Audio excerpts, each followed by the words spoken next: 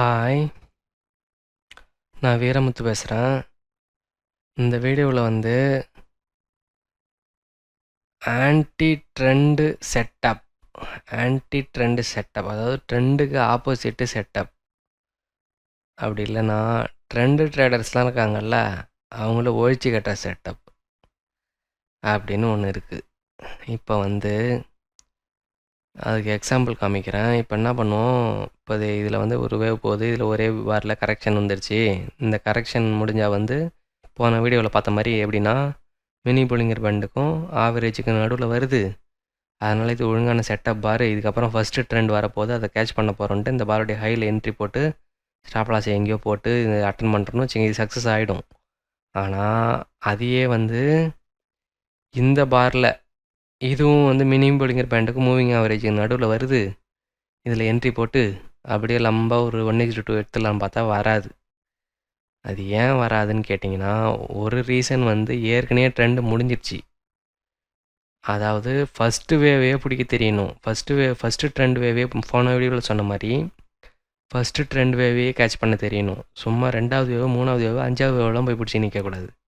அதனால் நீங்கள் ஒழுங்காக இந்த பாரில் என்ட்ராகி ஃபஸ்ட்டு ட்ரெண்டை பிடிச்சி 1:2 1:1 எடுத்துகிட்டு வந்திருக்க தெரியணும்.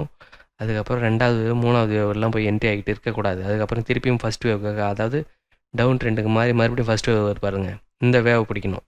அப்போ இங்கே என்ட்ரி ஆகி இந்த ட்ரேடை பிடிச்சிருக்கணும். இங்கே ஒரு 1.5 டார்கெட் எடுத்துருக்கணும். அதோட வெயிட் பண்ணியிருக்கணும்.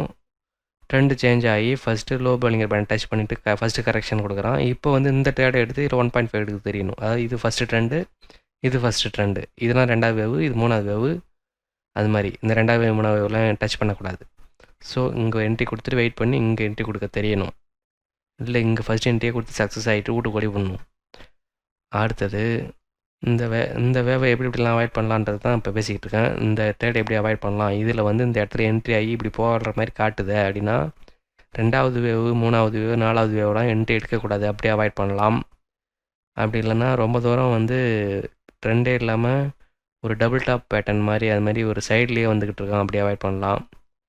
சரி, நம்ம இப்போ கான்செப்டுக்கு வருவோம். அதெல்லாம் விட்டுட்டு இப்போ இதில் ஏமாந்த ட்ரெண்டு ட்ரேடர்ஸை ஃபெயிலியர் ஆக்கிறதுக்கு தான் இந்த ஒரு பாரை கொடுக்குறானோ. இந்த ஒரு பாரை கொடுத்து உங்களை ஏமாற்றி என்ட்ரி ஆக விட்டுட்டு அப்புறம் உங்களை ஸ்டாப் லாஸ் அடிக்கிறது. ஸோ இந்த பேட்டர்னை எப்படி ஐடென்டிஃபை பண்ணி இதுக்கு ஆப்போசிட்டாக நம்ம எப்படி என்ட்ரி கொடுக்குறதுன்றது தான் பார்க்க போகிறோம். இப்போ ஒரே ஒரு பார் தான் கட் ஆகும், அதுக்கு அடுத்த பாரே வந்து கீழே கட் ஆகும். இதுதான் பேட்டர்னே. அதாவது இப்படி ட்ரெண்டு போகிற மாதிரி காமிக்கும், ஆனால் ஒரே பார்லேயே ட்ரெண்டு இப்படி திருப்பிக்கும். அதில் இந்த பாரில் அந்த பாரோடைய ஹையில் இங்கே பை பண்ணுறதுக்கு பதிலாக நம்ம தான் ஏற்கனவே ஃபஸ்ட்டு வேவ் இது கிடையாதுன்னு 2வது வேவ் 3வது வேவ் தான் கன்ஃபார்ம் பண்ணிட்டோம். அதனால் பை பண்ணக்கூடாது.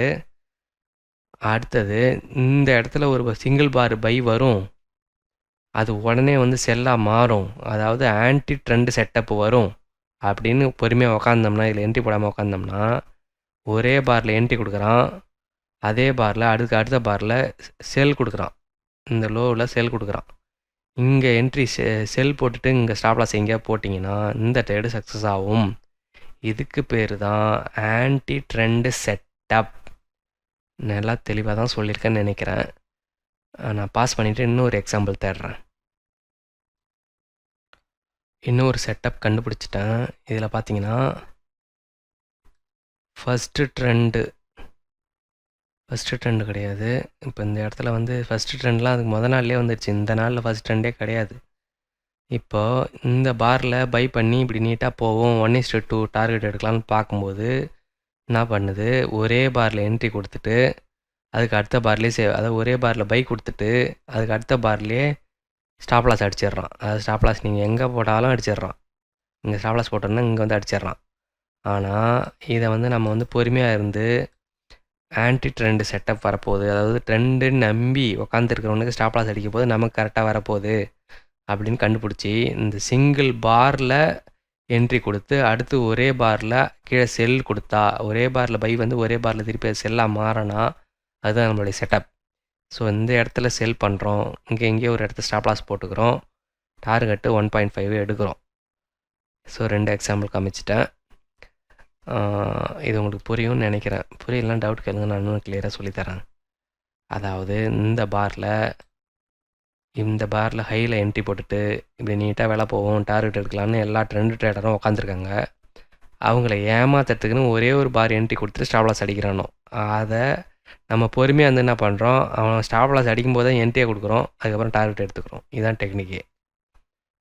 இதுக்கு பார்த்தா ஆன்டி ட்ரெண்ட் செட்டப். தேங்க்யூ.